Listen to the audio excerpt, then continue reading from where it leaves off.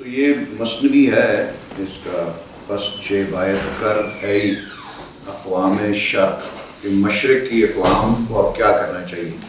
تو یہ پہلے جو ہے اس کا وہ ہم نے وہ کیا. تو بیسکلی یہ کتاب جو ہے یہ اہل یا مشرقی اقوام سے ایک علامہ نے خطاب کیا ہوا ہے کہ جو حالات دنیا میں جو چل رہے ہیں اس کو مغرب کا تسلط جو تھا وہ ہوا تھا، تو مشرق اس سے اس کا آزادی کی تحریکیں چل پڑی ہوئی تھی. تو مشرقی اقوام کو کرنا کیا چاہیے؟ بیلنس آف پاور جو ہے وہ مغرب اور مشرق میں جب تک نہیں آئے گا تو آبویسلی جو ہے وہ مشرقی اقوام کی جو ہے وہ ایکسپلائٹیشن جو ہے وہ ہوتی رہے گی. تو اس میں جو پچھلا جو تھا اس میں ہم نے تمہید کے اندر ایک چیز جو تھی، اس میں علامہ مولانا رومی کے ساتھ ان کا ایک ڈائلاگ ہوتا ہے جس میں رومی جو ہے وہ علامہ کو کہتے ہیں کہ جو دین کی اور سیاست کی جو مفہوم ہے اس کے بارے میں دوبارہ تم جو ہے وہ لوگوں کو آگاہ کرو. تو بس اس چیز کو آپ مد نظر رکھیں کہ اس میں وہ کیونکہ اسلام کے اندر دین اور سیاست کو الگ نہیں کیا جا سکتا. اس کی بنیاد ہی جو ہے جس کی ساری حکومت کی بنیاد تھی اسلام کے اندر توحید کی اوپر ہو، تو آپ اس کو اس طریقے سے اس سے الگ نہیں کر سکتے بیسک پرنسپل سے. وہ جو علامہ کا شعر ہے کہ جدا ہو دین سیاست سے تو رہ جاتی ہے چنگیزی. تو وہ دین جو ہے وہ از ناٹ اگین ایز مذہب بٹ دین is those principles of Islam which are applicable to the entire humanity irrespective of their religious beliefs. So اس میں دوسری چیز علامہ نے واضح کی ہے کہ وہ عشق کے اوپر انہوں نے زور دیا ہے. یعنی کہ جنون، جس قوم کے اندر کوئی پیشن نہیں ہوگا وہ قوم ترقی جو ہے وہ نہیں کر سکتی. تو اب اس سے اگلا جو ہم وہ کریں گے کہ جو ٹاپک ہے وہ ہے خطاب بمہر عالمتاب، یعنی کہ جو دنیا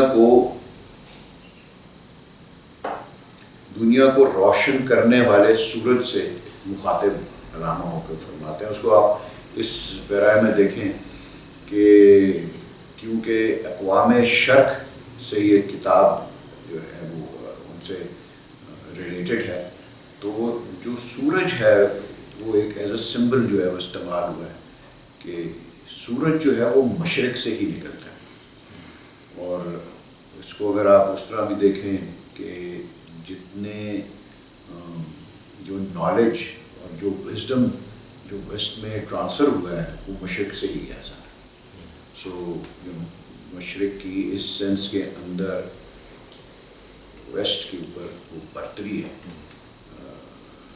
ان علوم کے اوپر، جو مطلب کہ اس کی ابتدا جو ہے ان لوگوں سے ہی ہوئی. کیونکہ اس وقت جب مشرق تھرائیو کر رہا تھا علم اور حکمت اور یہ سارا سائنس ہے اس لحاظ سے، وقت کے لحاظ سے، تو اس وقت تو جو مغرب تھا وہ تو dark ages. So anyway, تو اس خطاب بمہر عالمتاب میں اس حصے میں اقبال نے سورج سے خطاب کیا ہے، لیکن در پردہ وہ اقوام مشرق سے مخاطب ہے. سورج مشرق سے طلوع ہوتا ہے، مغرب میں غروب ہوتا ہے. علامہ اہل مشرق کو یہ بتا رہے ہیں کہ دنیا میں اصل علم و حکمت کی بنیاد مشرق نے رکھی. مشرق کے ہی علوم و فنون سے عالم انسانیت میں روشنی پھیلی ورنہ اس وقت تو مغرب یورپ جو تھا وہ شب تاریکی کے دور سے گزر رہا تھا۔ مغرب میں علوم و فنون بذریعہ ہسپانیہ جہاں پر مسلمانوں کی حکومت تھی، مغرب میں وہ منتقل ہوئے تب۔ اسی کو مد نظر رکھتے ہوئے علامہ کا یہ شعر ہے کہ مگر وہ علم کے موتی کتابیں اپنے آبا کی، جو دیکھیں ان کو یورپ میں تو دل ہوتا ہے سی پارا۔ وہ مشرق کو اس بات کا احساس دلا رہے ہیں کہ دنیا میں علم و حکمت کا سرچشمہ تمہاری اقوام ہے۔ آفتاب زندگی کا سرچشمہ بھی ہے، اس کے بغیر زندگی ناممکن ہے۔ علامہ نے سورج کو مخاطب بنا کر مشرقی اقوام کو ایک حیات تازہ کا پیغام دیا ہے، ان کو ان کی اہمیت کا احساس دلایا ہے، ان کو مغرب کی غلامی سے آزاد ہونے کا طریقہ جو ہے وہ بتاتے ہیں۔ تو اس میں وہ کہتے ہیں کہ اے امیر خاور، ای مہر منیر، می کنی ہر ذری را روشن ضمیر، از تو این سوز و سرور اندر وجود، از تو ہر پوشیدہ را ذوق نمود۔ سورج سے مخاطب ہو کر وہ فرماتے ہیں کہ اے امیر مشرق، اے روشن سورج، تیری روشنی تو ذرے ذرے کے باطن کو بھی روشن کر دیتی ہے۔ اس کائنات میں جو سوز و سرور ہے، جو زندگی کی حرکت ہے، وہ تجھ ہی سے ہے۔ ہر پوشیدہ شے میں اظہار کا ذوق تیری بدولت ہے۔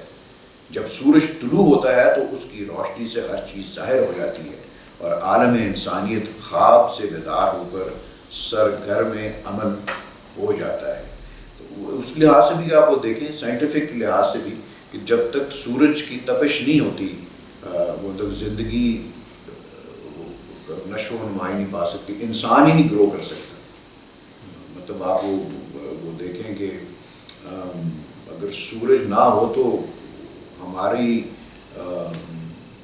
جسمانی صورت بھی متاثر ہو جائے گی اس وجہ سے۔ سو افق سے آفتاب ابھرا گیا دور گرا خوابی۔ وہ کہتے ہیں کہ تیری روشنی تو دست کلیم سے بھی زیادہ روشن ہے۔ تیری روشنی نے چاند کو چاندنی عطا کی اور تیری شعاؤں کے پتھر کے اندر لال کو بھی چمک دمک تیری شعاؤں نے عطا کی۔ یہ ایک شاعری میں ایک یہ وہ بیان کرتے ہیں کہ سورج کی روشنی ہی جو ہے وہ پتھر کے اندر پہنچتی ہے تو لال وہ اس وجہ سے وہ بنتا ہے، اس کی بدولت۔ تیرے ہی فیض سے لالے کے اندر سوز دروں ہے، وہ سرخ ہے لالے کا حسن، اس کا رنگ اس کی تیری وجہ سے ہے۔ قدرت کی کوئی چیز تیری روشنی کے بغیر اپنا ذوق نمو حاصل نہیں کر سکتی، گرو ہی نہیں کر سکتی۔ ویسے بھی نرگس کا پھول بھی تیری شعاؤں سے حصہ حاصل کر کے کھل جاتا ہے، یعنی کہ نیچر سورج کی ہی برہنہ محنت ہے۔ آپ یہ دیکھیں کہ کسی پودے کو ایسے کو جو سورج کی سائے میں لگا دیں گے یا تو وہ گرو ہی نہیں کرے گا یا وہ مر جائے گا، اور پھول کا پودا ہے تو پھول ہی نہیں دے گا۔ پھر وہ اسی حصے میں وہ فرماتے ہیں کہ خوش بیا صبح مراد آوردہی، ہر شجر را نخل سینہ کردہی، کہ خوش آمدید اے سورج، تیرا طلوع ہونا باعث خوشی ہے۔ تو صبح مراد ہے اور تیری روشنی سے ہر درخت کوہ سینہ کا درخت بن گیا۔ تو خدا کی نشانیوں کو ظاہر کرتا ہے۔ یہ بھی اب یہ دیکھیں یہ علامہ یہ اہل مشرق کو ہی کہہ رہے ہیں سارا کچھ، انہی کو یہ پیغام ہے کہ ان کو اس چیز کا احساس دلا رہے ہیں کہ تمہارے اندر وہ قدرتی ایک ایسی وہ طاقت اور قوت اور ایک اہمیت ہے تمہاری دنیا کے اندر کہ جس طرح سورج کے بغیر وہ دنیا روشن نہیں ہوتی، اس طرح تمہارے بغیر بھی یہ دنیا روشن نہ ہوتی اگر تمہارا اس لحاظ سے بھی آپ دیکھیں اور فیوچر پوٹینشیل کے لحاظ سے بھی آپ اس کو دیکھیں۔ تو علامہ شروع کے اشعار میں تو آفتاب کی فیض رسانی کا ذکر کرتے ہیں، لیکن اس بیانی کے بعد ان کا لہجہ جو ہے وہ بدل جاتا ہے، اور پھر وہ کہتے ہیں کہ تو فروغ صبح و من پایان روز، در ضمیر من چراغی ہر فروز. کہ اے آفتاب تیرے وجود سے صبح تو روشن ہے، جبکہ میں شام کی تاریکی کی طرح ہوں. میرے باطن میں بھی کوئی چراغ روشن کر دے، میرے اس تاریک وجود کو روشن کر دے، مجھے اپنے روشن جلووں میں چھپا لے. تا بے روز آرم شب افکار شرق، بر فروزم سینہ احرار شرق.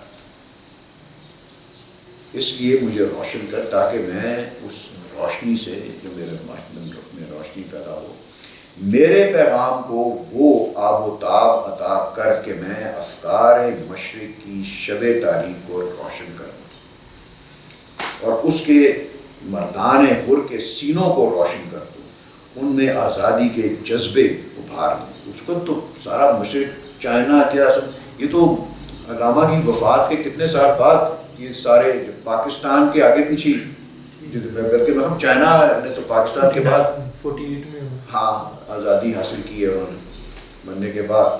اور ایون یہ جو جتنی کالونائز اسٹیٹس تھیں ایون ان افریقہ، اور یہ ساری کی ساری انہی 1940s میں ہی انہوں نے زیادہ تر نے جو تھی وہ آزادی حاصل کی ہے.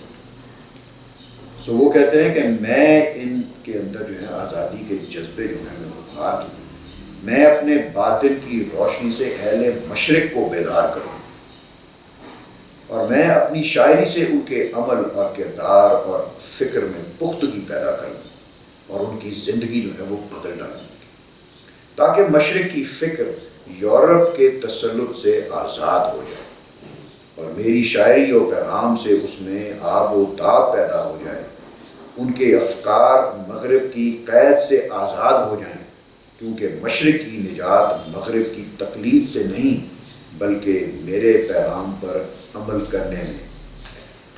تو یہی ان کا پیغام ہے. آگے چل کے آپ وہ دیکھیں گے کہ وہ کیا کہتے ہیں. اب اسی میں حصے میں علامہ اپنا وہ پیغام سناتے ہیں اور وہ کہتے ہیں کہ زندگی از گرمی ذکر است و بس، حریت از عفت فکر است بس. کہ جان لو کہ زندگی صرف سوز درون، جذبہ شوق جذبہ عشق سے ہی ہے.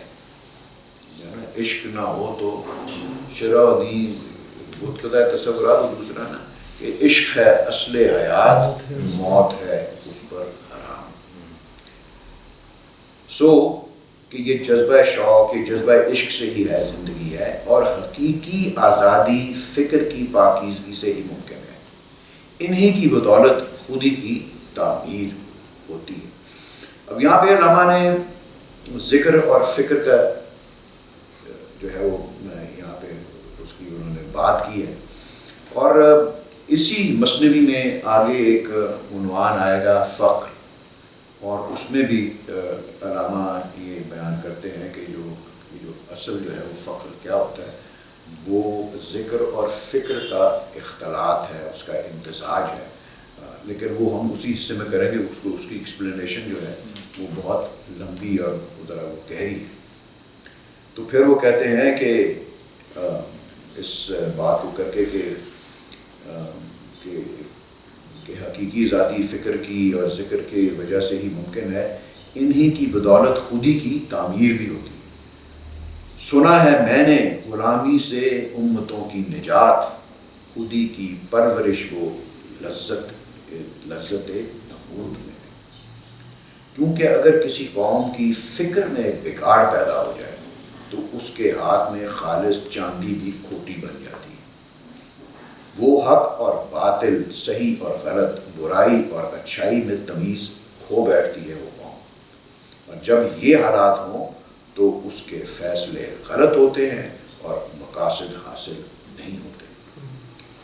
وہ کہتے ہیں کہ میرت اندر سینہ آش قلب سلیم، در نگاہ او کج آیت مستقیم.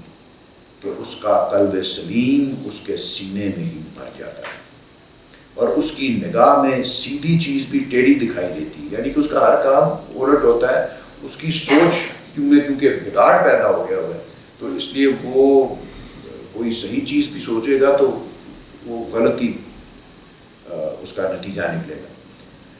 سو ایسی قوم کائنات کے ہنگاموں سے دور رہ کر سکون کو اپنا وسیلہ زندگی بنا لیتی ہے. اس قوم میں کشمکش حیات کا جذبہ باقی نہیں رہتا، وہ جد و جہد اور عمل سے دور بھاگتی ہے.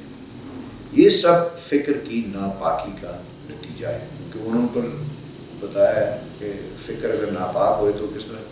اب وہ دیکھیں نا کہ پہلے وہ کہتے ہیں کہ زندگی میں ذکر است، کہ ذکر جو ہے وہ انسان کے دل کو جاری کرتا ہے، دل پر جاری ہوتا ہے، اور وہ دل کی کیفیات جو ہیں وہ جب آپ کو وہ فکر کے ساتھ منسلک ہوتی ہیں تو وہ جو باطن کی جو پاکیزگی ہے وہ آپ کے دماغ کی پاکیزگی میں وہ اثر پیدا کرتی ہے، اثر انداز ہوتی ہے، اس کو بھی وہ پاک کرتی ہے.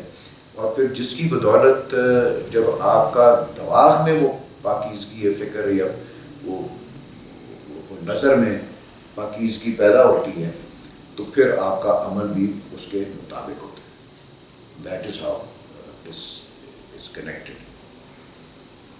بس وہ کہتے ہیں کہ سب سے پہلے کیا کرنا چاہیے؟ وہ کہتے ہیں کہ پس نخستین بایدش تطہیر فکر، بعد از آن آسان شود تعمیر فکر. بس اس لیے سب سے پہلے ایسی قوم کو فکر کو پاکیزہ کرنا ضروری ہے، اور اس کے بعد ہی اس کی فکر کی تعمیر آسان ہو جاتی ہے.